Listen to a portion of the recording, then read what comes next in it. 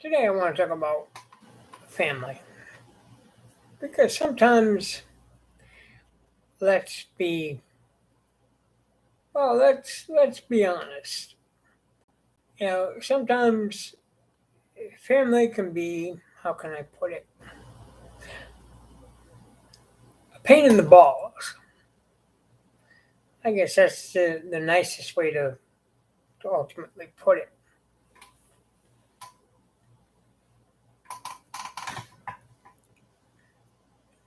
Now, I understand, you know, I understand families' feelings about certain specific things that they may not quote unquote like, things that you're, and they're going to let you know ultimately that they can't stand behind you at 100%, and they can't support it.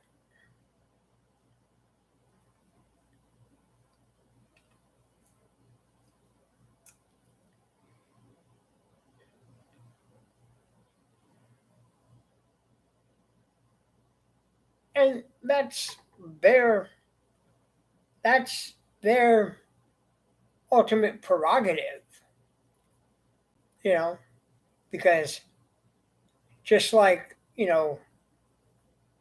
you can't force them, they can't force you. you know so where's the happy, what's the word, where's the happy medium? you know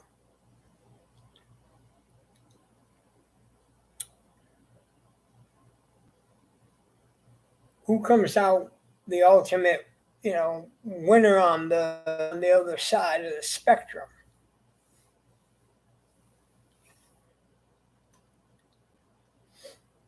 And the answer a lot of times is nobody. Nobody. It's a lose lose on both sides of the on both sides of the ball. And I'll use two examples. One from my professional life, and then one from life. But I'll start with my family. Why? It's a lot easier to just simply explain it away. Just to kind of give you a base.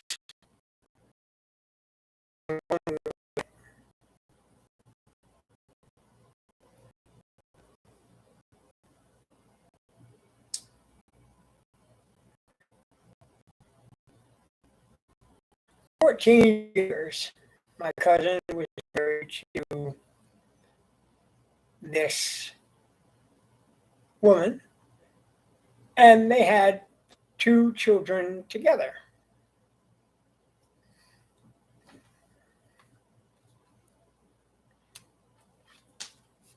And he loved her to death, and he provided for her. You know, they had a nice house, they had a nice car. I mean, things were going swimmingly. Well, maybe, okay, not 100% swimmingly, but swimmingly to the point where they could keep their heads above the water. And we're talking before the whole COVID thing and all that other stuff.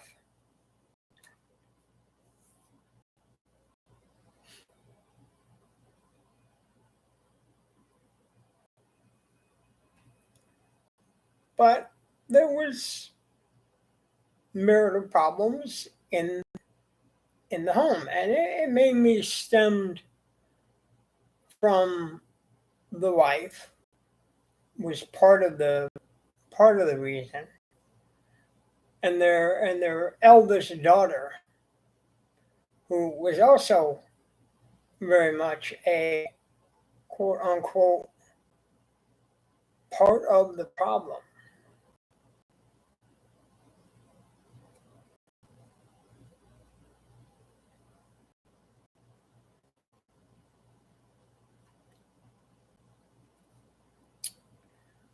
So one day, the eldest daughter sent out an email to the family members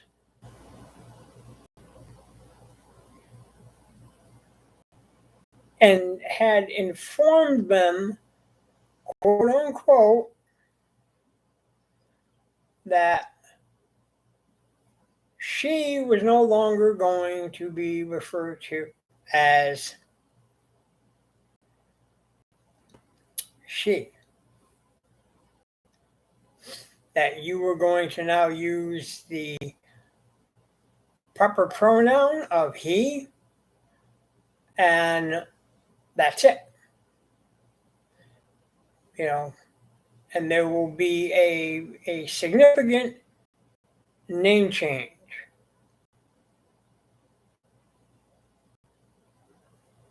So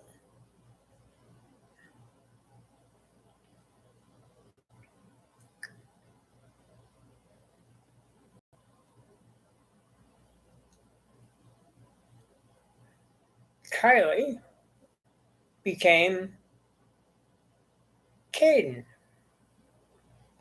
Now, this sent the family into an uproar because there was already a bit of an uproar, anyways. So it wasn't like, things weren't in turmoil and chaos.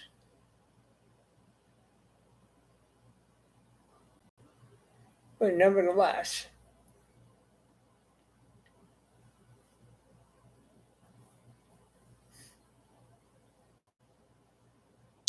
there was a bit of divorce, and it threw him into how can I put it? It threw him into a tailspin. That's the best way I can explain it to you. It threw the father into this giant whirlwind tailspin, and he has been in this giant whirlwind tailspin now for some time. He ultimately found another female. He got married. He didn't invite me. Again, part of that is, you know, getting involved with bad people.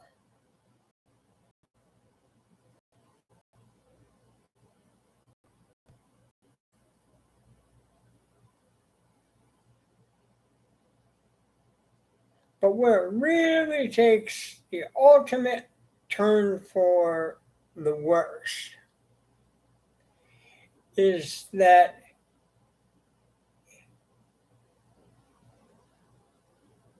he shuns his own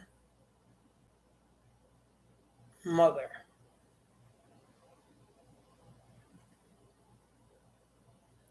What do I mean by that?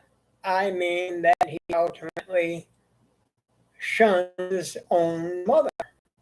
And yes, he's got sisters,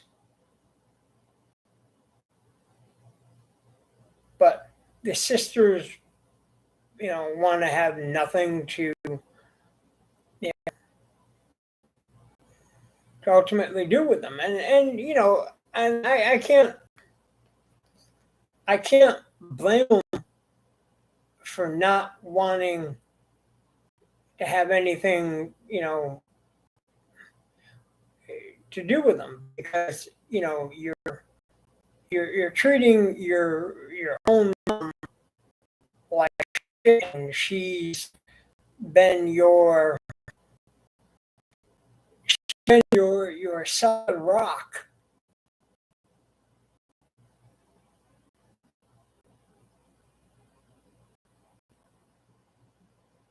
You know, and if you had sat down with her and you had talked to her,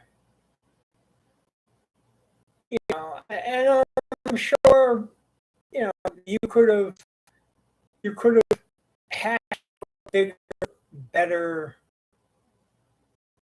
solution to the problem.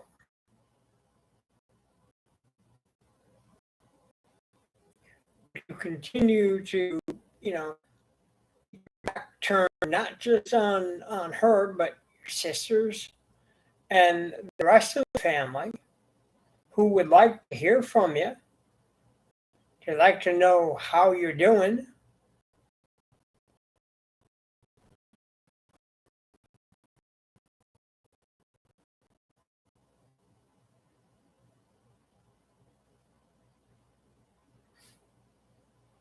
But when you act like a complete and total dick to your own mother, well, then you can understand why they're not going to talk to you, why they have nothing to do with you.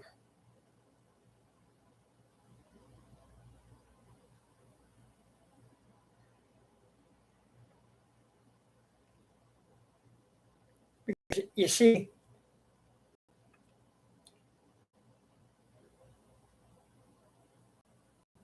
there are people who, you know, live by old school, you know, mantra that, you know, you always, always honor your mother and father. Always, always, always, always, always. No matter what.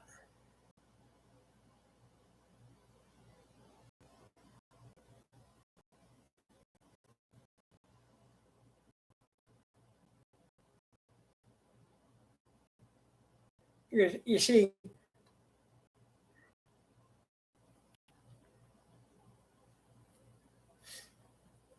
there will come a day and a time when she, she's in a casket.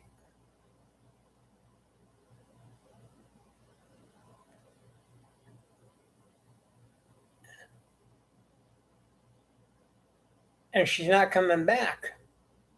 And there is no amount of climbing on the casket, and crying and pounding on it and saying, I'm sorry, I didn't mean it. See, all that is something that falls on deaf ears. Oh, everybody who's there is, yeah,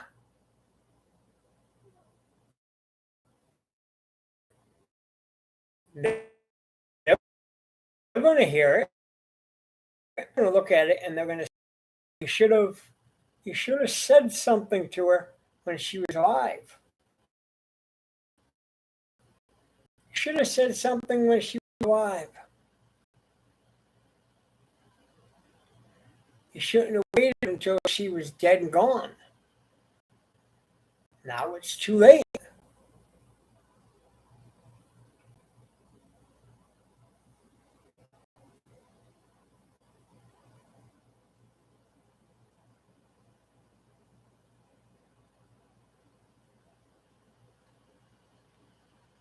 I mean, and that's even if he bothers, you know, you know, showing up at the funeral parlor.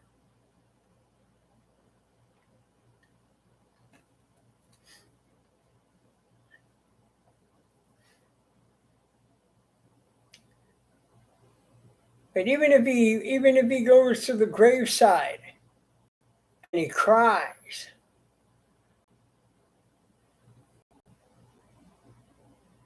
and he pounds on the marker.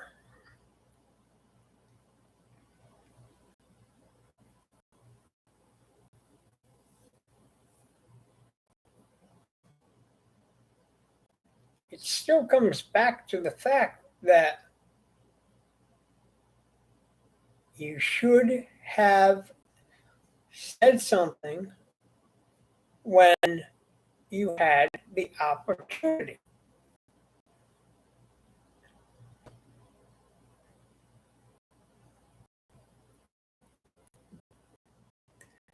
This is the time now to make amends. Why you can still make amends. Why you still got whatever time actually just happens to be quote unquote left.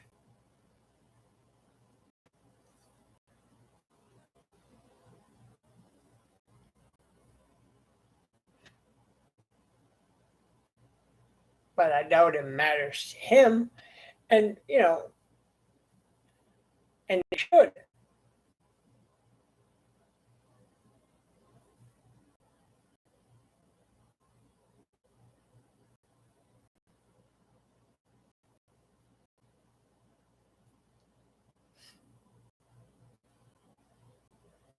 Because so you're going to get when if you decide to walk into the funeral home. See, people don't forget.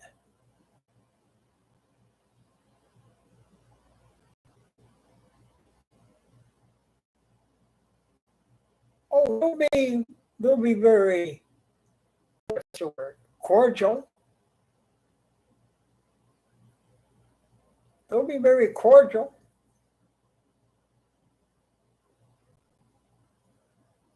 But deep down inside, oh, they want to blow up at you. They want to yell at you. They want to grab you. They want to shake you. They want to slap the living crap out of you. They want to know what in the hell were you thinking?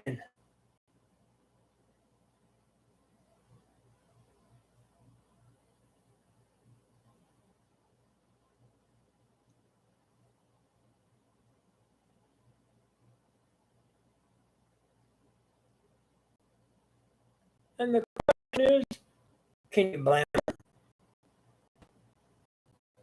Because I'd like to know what the hell you're thinking. Because I can't see any reason at all.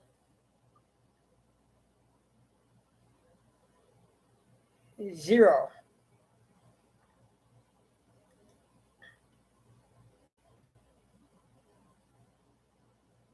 As to why you're acting out the way you're acting out.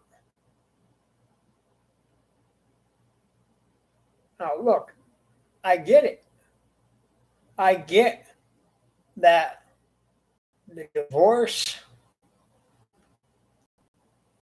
your daughter now wanting to become a man. I understand those things, have got you screwed up on the inside. But there's help for all that good stuff. You can talk to people.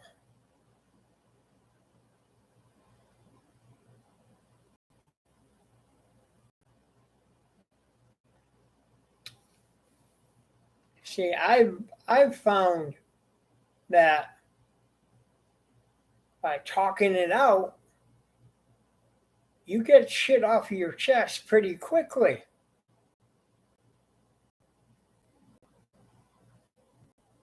And you say, you getting shit off your chest? Oh yeah.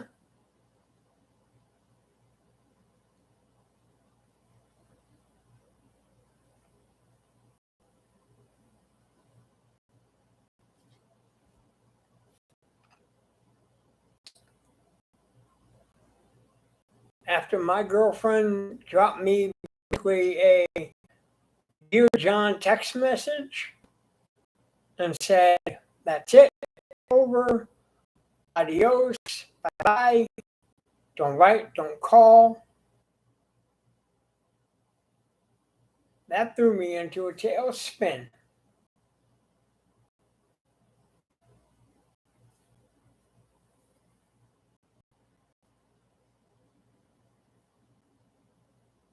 More ways than you can really shake a stick at. But yeah, hard to believe that. But yeah, no, it was one of those deals where it was hard to shake a stick at.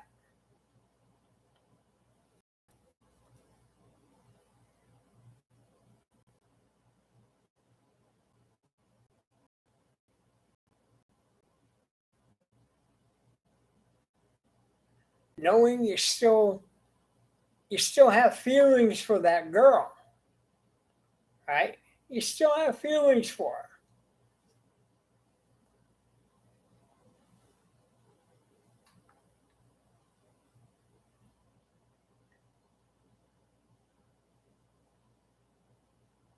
And you look on her Facebook profile and you see her leaning in and smiling with this other guy.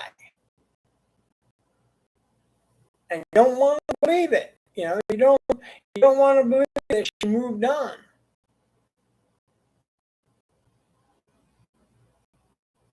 You're thinking, oh man.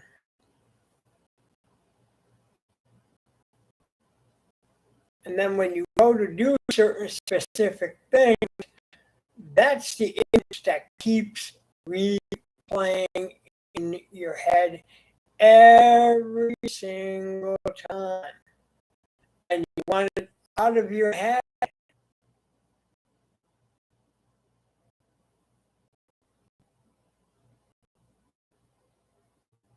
And the only way you're going to get it out of your head is if you talk about it.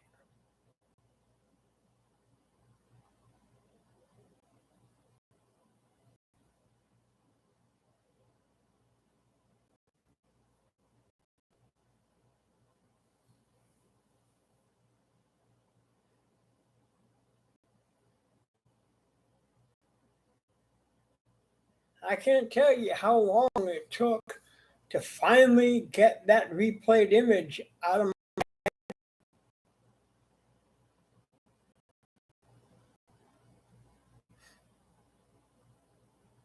Now I look and say good riddance, but back then, nope.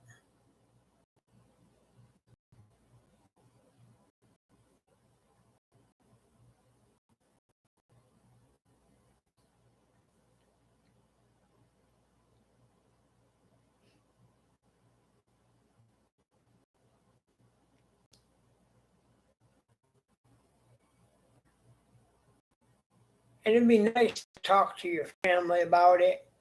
It'd be nice to talk to somebody about it. But it seems like, they're all, they're all falling on deaf ears.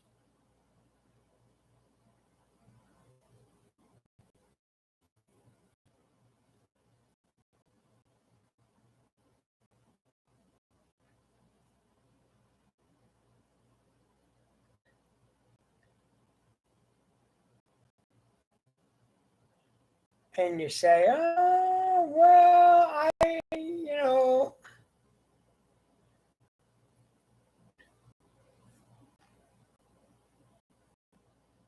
I mean, after a year and 500 days, yeah, you know.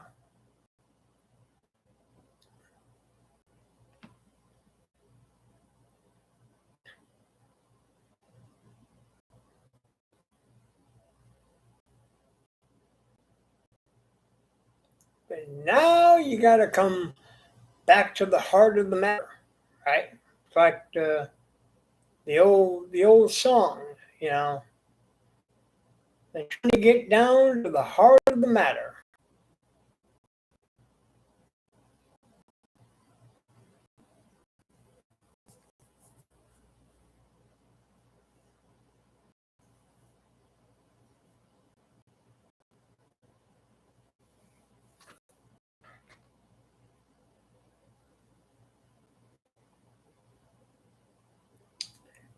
And that's where the, I'll get later.